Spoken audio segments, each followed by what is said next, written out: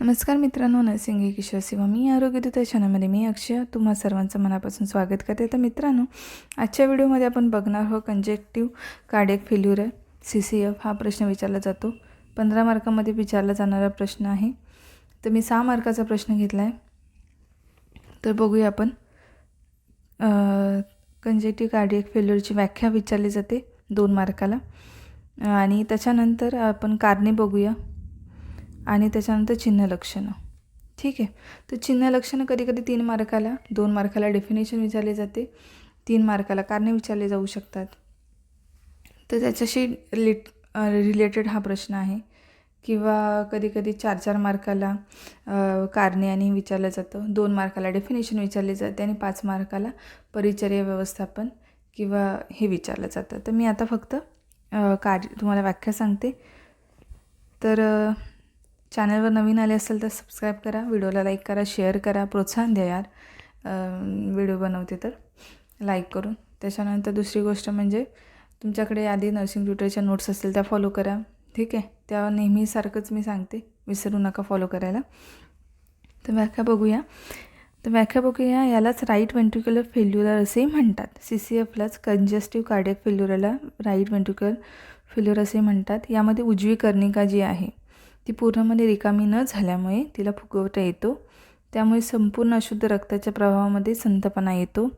उध्व महानीला म्हणजे सुपिरियर व्हेना कावा, अधो महानीला म्हणजे इन्फिरियर व्हेना कावा.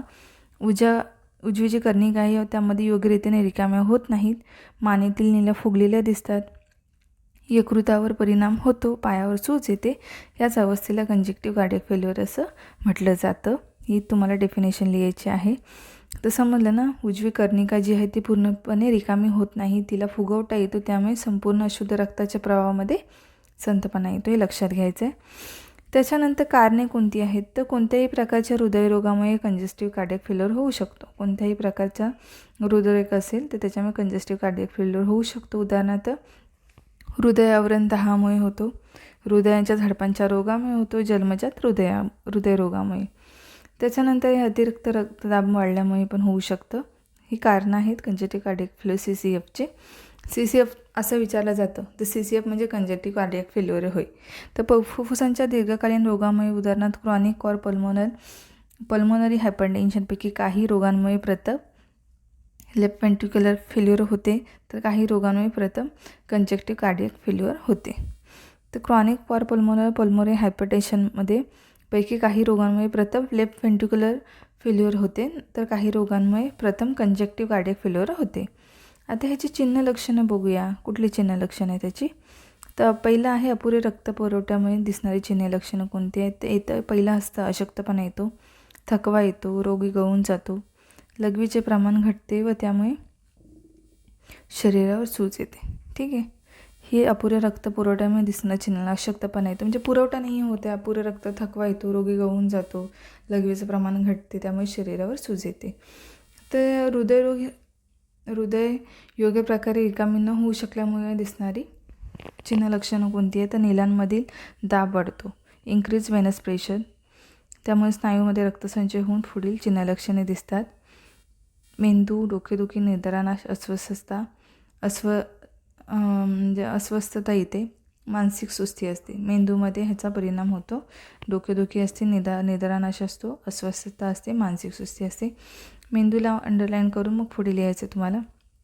फुफ्फुसांना काय प्रॉब्लेम होतो? तर खोकला येतो, धाप लागते, काही वेळेस ऑर्थोपेनिया होतो, थुंकीतून रक्त पडते.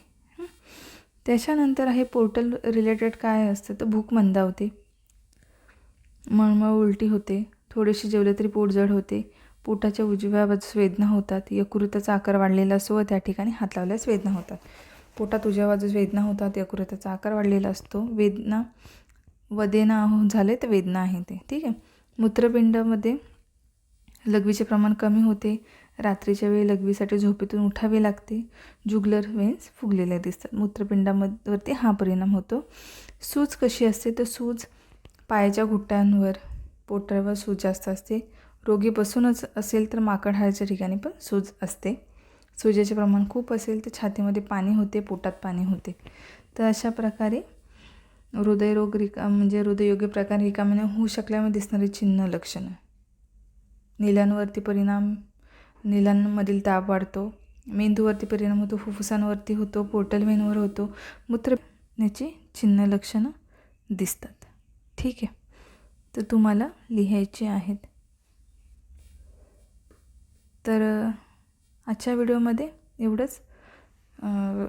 लवकरच भेटणार आहोत पुढच्या व्हिडिओमध्ये. तोपर्यंत काळजी घ्यायचं आहे, मस्त राहायचं आहे, स्वस्थ राहायचं आहे आणि हेल्दी राहा, अभ्यास करा. धन्यवाद.